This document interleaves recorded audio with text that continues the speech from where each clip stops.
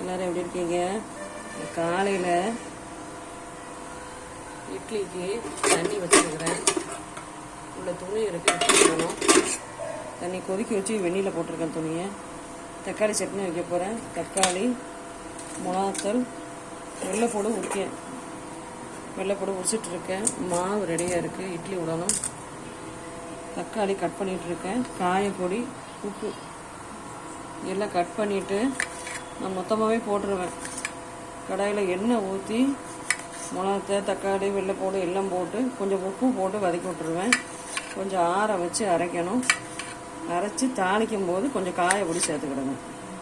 எண்ணெய் ஊற்றி கடுகு உளுந்தூர் போட்டு அந்த சட்னி அரைச்சதை பேஸ்ட்டை கொட்டிட்டு கொஞ்சம் கொதிக்கும் போது காயப்பொடி போட்டு இறக்கிட வேண்டியதுதான். தக்காளி சட்னி பல்லாரி போட்டு பண்ணலாம், புதினா கொத்தமல்லி இலை போட்டு பண்ணலாம். நான் வெறும் இப்படி தான் பண்ணுவேன். இப்படி தான் சாப்பிடுவாங்க வீட்டில். வீடியோ பாருங்கள். தேங்க்யூ.